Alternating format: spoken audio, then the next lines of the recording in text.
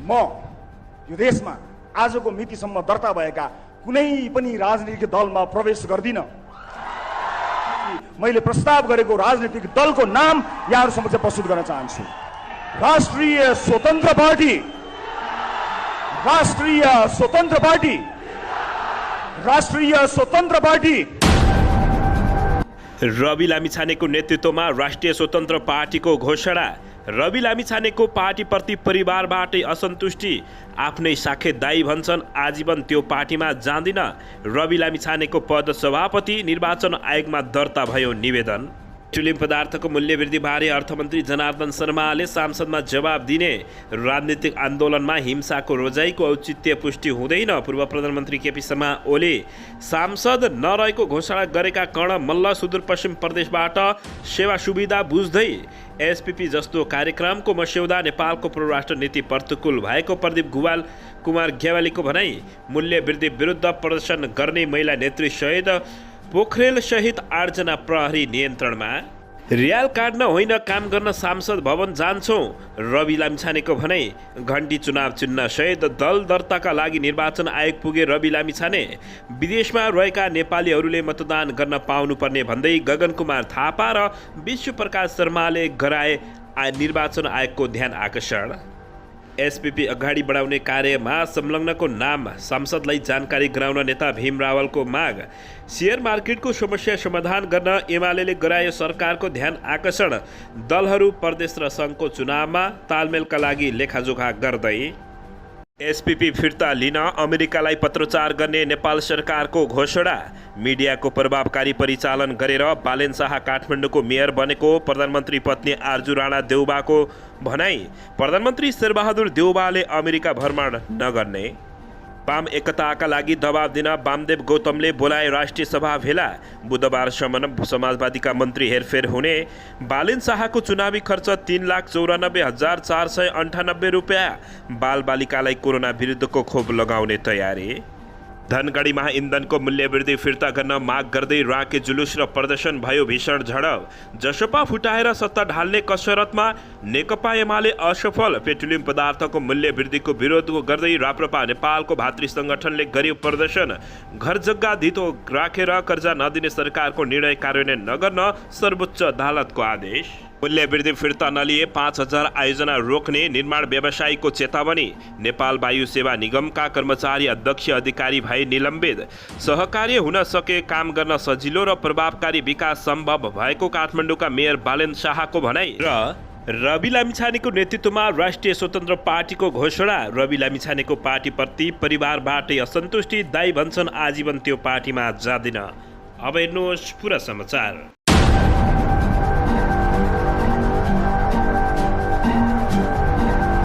दर्शक महानुभावहरू नमस्कार। नेपाली न्युज टिभीको न्युज बुलेटिन खबरमा यहाँहरूलाई हार्दिक स्वागत छ। सदा चाहिँ आज पनि तपाईँहरू माझ देश तथा विदेशका महत्त्वपूर्ण समाचार अपडेटका साथ उपस्थित भइसकेका छौँ। दर्शक महानुभावहरू तपाईँहरूले हामीलाई कहाँदेखि हेर्दै हुनुहुन्छ नेपाल भए जिल्ला र ठाउँको नाम लेख्नुहोला। यदि विदेशमा हुनुहुन्छ भने आफू रहेको देशको नाम पनि लेख्न नभुल्नुहोला। र हाम्रो च्यानल नेपाली न्युज टिभीलाई अहिलेसम्म पनि सब्सक्राइब गर्नुभएको छैन भने सब्सक्राइब गर्नुहोला। साथै सँगै रहेको बेल आइकनलाई दबाउन पनि नभुल्नुहोला। आउनुहोस् दर्शक महानुभावहरू आजको विशेष खबरतर्फ लागौँ।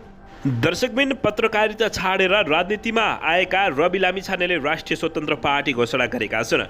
मङ्गलबार काठमाडौँको राष्ट्रिय सभा गृहमा आयोजित घोषणा सभामा रवि लामिछानेले नयाँ पार्टीको नाम घोषणा गरेका हुन्। पार्टीको चुनाव चिन्ह घण्टी प्रस्ताव गरिएको छ भने कार्यालय काठमाडौँको वसुन्धरामा रहने जानकारी प्राप्त भएको छ। पार्टी दर्ताका लागि मङ्गलबार नै निर्वाचन आयोगमा निवेदन दिने रवि लामिछानेले तयारी गरेसँगै उनी यति बेला निर्वाचन आयोगमा पुगेको जानकारी प्राप्त भएको हो। दर्शकबिन यसैबीच यता रवि लामिछानेले घोषणा गरेको राष्ट्रिय स्वतन्त्र पार्टीप्रति उनका सहेदार दाई सञ्चारकर्मी हरिशरण लामिछाने असन्तुष्ट देखिएका छन्। पार्टी र राजनीतिक यात्रा घोषणाको क्रममा स्वतन्त्र पार्टीमा परिवारवाद नलान्ने रवि लामिछानेको घोषणाप्रति हरिशरणले विशेष असन्तुष्ट देखिएका हुन्। उनले पार्टीमा परिवारवाद हटाउने घोषणा भएको राम्रो भए पनि आफूहरूलाई रोचक लागेको भन्दै टिप्पणी गरेका छन्। राष्ट्रिय स्वतन्त्र पार्टी घोषणा पश्चात सामाजिक सञ्जाल मा लेख्दै हरिकृष्णले पार्टीमा आबद्ध हुने सदस्यले अर्को सदस्यसँग नाता प्रमाणित गर्नुपर्ने भन्दै व्यङ्ग्य समेत गरेका छन्। यसैबीच उनले भनेका छन्, नयाँ पार्टी घोषणा गरेकोमा रवि लामिछानेलाई बधाई छ। पार्टीको नीति अनुसार परिवारवाद निषेध गरिने राम्रो प्रयास हो।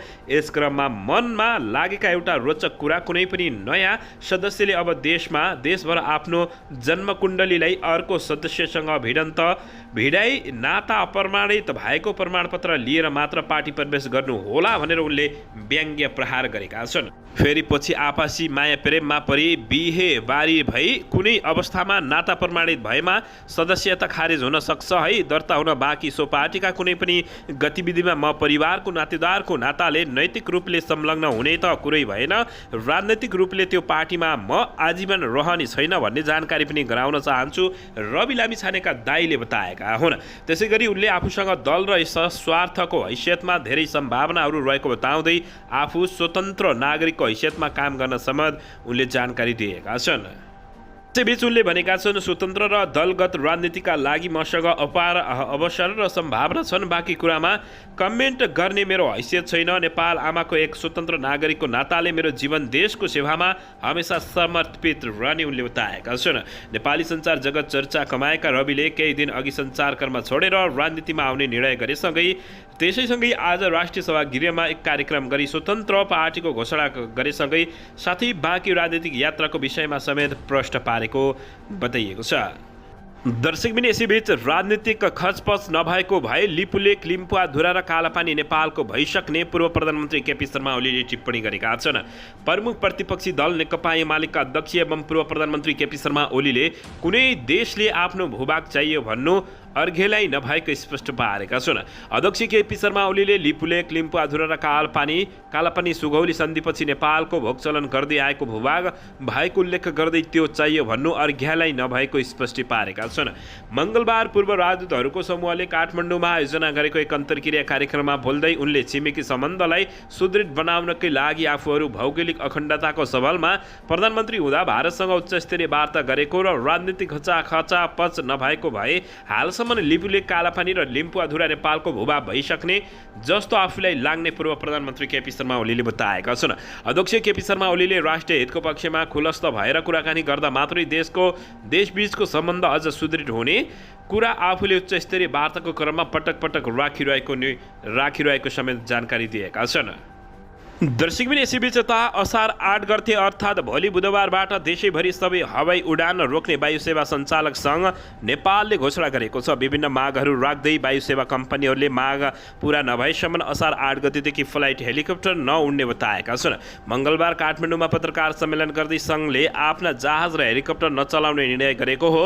विमानस्थल सेवा शुल्क नियमावली 2078 मा यात्रु सेवा शुल्क, ल्यान्डिङ, पार्किङ, नेभिगेसन लगायतका सम्पूर्ण शुल्क वृद्धि फिर्ताले पूर्ववत कायम गर्न सङ्घले माग गरेको छ।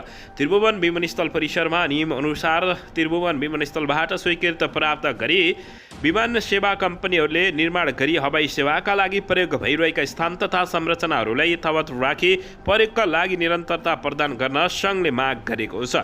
सरकारले विभिन्न कम्पनीका 55वटा जहाज र हेलिकप्टरले राति काठमाडौँ बाहिर तोकिएको आधार विमानस्थलमा पार्किङ गर्नुपर्ने भनी गरेको निर्णयको विरोधमा सङ्घले यस्तो निर्णय गरेको हो। सरकारले गरेको नियममा चित्त नबुझेकै कारण सङ्घले अत्यावश्यक सेवामा बन्दको घोषणा गरेको जानकारी प्राप्त भएको छ। सङ्घको विज्ञप्तिमा भनिएको छ, बाध्यात्मक रूपमा यस सङ्घसँग आबद्ध रूपमा हेलिकप्टर तथा हवाई सेवा कम्पनीहरूले प्रदान गर्दै आएका आपतकालीन उद्धार लगायत नियमित उडानहरू असार 8 गतेबाट स्थगित गरिएको बेहोरा जानकारी गराउन चाहन्छु भन्दै यस्तो अभिव्यक्ति दिएका छन्।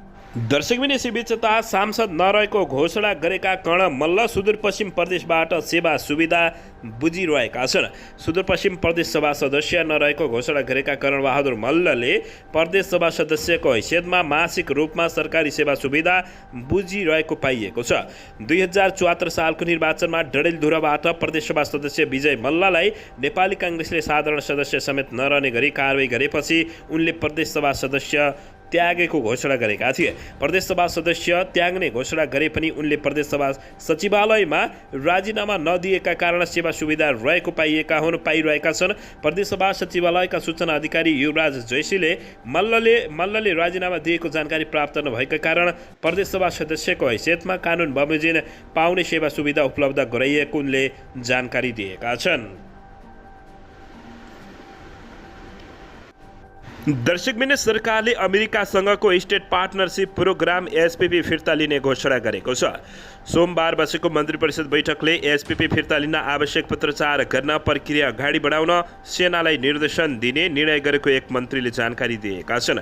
एसपीपी बारे व्यापक विवाद र बहस भएपछि सरकारले यो निर्णय गरेको हो। अब विदेशी नियोगलाई पत्र पठाउँदा परराष्ट्र मन्त्रालयको च्यानलबाट पठाइने बताइएको छ।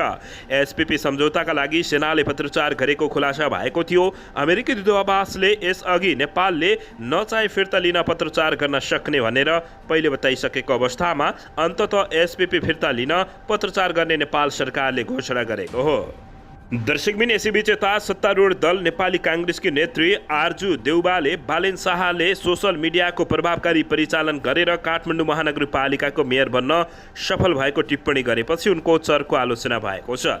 नेपाल तरुण दलले सोमबार पोखरामा आयोजना गरेको एक कार्यक्रममा बोल्दै नेतृ देउबाले रुटिन अफ नेपाल बन्द कन्सन्ट्रेन्सी शाहले कतिमा हायर गर्नुभयो भनी प्रश्न समेत गरेकी थिइन्।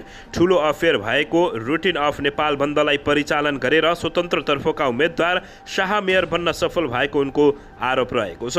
नेतृ देउबाले पार्टी सिस्टममा नेताहरूले देश चलाउने स्पष्ट पारेकी छिन्। स्वतन्त्रको तर्फबाट उम्मेद्वार बनेर जनप्रतिनिधि बन्ने संवैधानिक व्यवस्था आफ्नो पार्टीको पहलमा भएको समेत आरजु देउबाको दाबी रहेको छ। नेतृ देउबाले भनिन् उहाँले त्यहाँ कन्सल्टेन्सी कतिमा हायर गर्नुभयो। रुटिन अफ नेपाल बन्दलाई यत्रो ठुलो अफेयर भएको रुटिन अफ नेपाललाई उहाँले परिचालन गर्न सफल हुनुभयो। राजनीति हो एभ्रिथिङ इज फेयर भन्छन् उनले भनेकी छिन्। हाम्रो पार्टीले संविधान बनाउने बेलामा स्वतन्त्र व्यक्तिहरूलाई पनि उम्मेद्वार बन्ने प्रावधान राख्ने व्यवस्था गरेकाले अहिले उनीहरूले मौका पाएका हुन्। तर देशलाई जोगाउने हो भने संविधान बनाउने हो भने राजनीति पार्टी नै गर्ने हो उनले बताएका छिन्। नेतृ देउबाले नेता बन्नका लागि आफ्नो क्षमताको पहिचान गरेर अपनाउनु पर्ने धारणा समेत राखेकी छिन्। दर्शकबिन यसैबीच यता प्रधानमन्त्री शेरबहादुर देउबा अमेरिका नजाने भएका छन्। प्रधानमन्त्री देउबाले सोमबार बसेको मन्त्री परिषद बैठकमा तत्काल अमेरिका भ्रमण नहुने जानकारी गराएका हुन्। यही असारमा प्रधानमन्त्री शेरबहादुर देउबा अमेरिका भ्रमण गर्ने तयारी थियो, तर प्रधानमन्त्री शेरबहादुर देउबा अब अमेरिका भ्रमण नगर्ने जानकारी प्राप्त भएको छ। दर्शकबिन यसैबीच यता राष्ट्रिय सभाका सदस्य वामदेव गौतमले वाम एकताका लागि दबाब दिन राष्ट्रिय भेला बोलाएका छन्। ललितपुरमा असार 11 गते हुने राष्ट्रिय भेलामा उनी समर्थक कार्यकर्ताहरू आउने बताइएको छ। उहाँले पहिलेदेखि नै वाम एकतामा जोड दिनु भएको हो। अहिले पनि त्यसको लागि भेला बोलाउनु भएको हो। गौतमका स्वकीय सचिव दीपक टामाटाले भनेका छन्। वाम एकताको अभियानमा लागेका तर दलमा आबद्ध भएकाहरू पनि भेलामा आउनुहुन्छ। पार्टीमा नेकपामा तीव्र विवाद भएका बेला 2077 माघमा गौतमले पार्टी एकताका लागि दबाव भेला बनाएका थिए। 2077 पुसमा तत्कालीन प्रधानमन्त्री केपी शर्मा ओलीले प्रतिनिधि सभा विघटन गरेपछि तत्कालीन नेकपाका अध्यक्ष केपी शर्मा ओली र समूह एकातिर थियो भने अर्का अध्यक्ष पुष्पकमल दाहाल प्रचण्ड र माधव कुमार नेपाल अर्को समूहतिर रहेको थियो। प्रचण्ड नेपाल पक्षले बहुमत केन्द्रीय सदस्यको बैठकबाट ओलीलाई पार्टीबाट समेत हटाएका थिए। त्यो बेलामा गौतम तटस्थ देखिएका हुन्। दर्शकबिन यसैबीच यता भोलि बुधबारसम्ममा समाजवादीका मन्त्री हेरफेर हुने जानकारी प्राप्त भएको छ। एकीकृत समाजवादीबाट सरकारमा गएका मन्त्रीहरू बाहिरिएर बुधबारसम्म नयाँ टिम भित्रिने भएको हो। जेठ 22 गते समाजवादीले आफ्ना मन्त्रीहरू हेरफेर गर्ने औपचारिक निर्णय गरेर प्रधानमन्त्री शेरबहादुर देउबालाई आग्रह गरेर पनि रोकिएको अवस्था रहेको छ। समाजवादीका अध्यक्ष माधव कुमार नेपालको निरन्तरताको दबावपछि प्रधानमन्त्री देउबा मन्त्री फेर्न तयार भएका हुन्। प्रधानमन्त्री निकट का अनुसार बुधबारसम्म नयाँ मन्त्रीको शपथ लिने जानकारी प्राप्त भएको छ। एकीकृत समाजवादीले स्वास्थ्य मन्त्री विनोद खतिवडा लगायतका पर्यटन मन्त्री प्रेमबहादुर आले, शहरी विकास मन्त्री रामकुमारी झाँक्री र श्रम मन्त्री कृष्ण कुमार श्रेष्ठ फिर्ता बोलाएर अरू नयाँ मन्त्री पठाउने जानकारी प्राप्त भएको छ। दर्शकबिन यसैबीच यता काठमाडौँ महानगरपालिकाका मेयर बालेन शाहले चुनावी खर्च विवरण सार्वजनिक गरेका छन्। उनले चुनावी अभियानमा जम्मा खर्च 3,94,498 रुपियाँ रहेको बताएका छन्। त्यसमा पनि मतगणनाको समयमा मात्रै 1 लाखभन्दा बढी खर्च भएको उनले बताएका छन्। अगाडि नै खर्च विवरण सार्वजनिक भइसक्नुपर्नेमा विवरणको विभिन्न कारणले ढिलो भएको भन्दै उनले माफी पनि मागेका छन्। मतगणना ढिलो भएर निर्वाचन प्रक्रियालाई लामो र बोझिलो बनाएको र उम्मेदवारको समयका लागि महँगो बनाइएको भन्दै उनले यसमा सबैको ध्यान जान जरुरी रहेको बताएका छन्। उनले अगाडि भनेका छन्, एउटा उम्मेद्वारका रूपमा हामीले जुन साथ र विश्वास पायो त्यसलाई संसारको सबैभन्दा शक्तिशाली कम्युनिस्टले जस्तो सुकै तालिकामा कुनै पनि सङ्ख्या राखेर देखाउन सक्दिन। त्यो अमूल्य साथ र विश्वासले दिएको जिम्मेवारी पुरा गहन गराउन हामी हर समय खटिने बालेन शाहले अभिव्यक्ति दिएका छन्।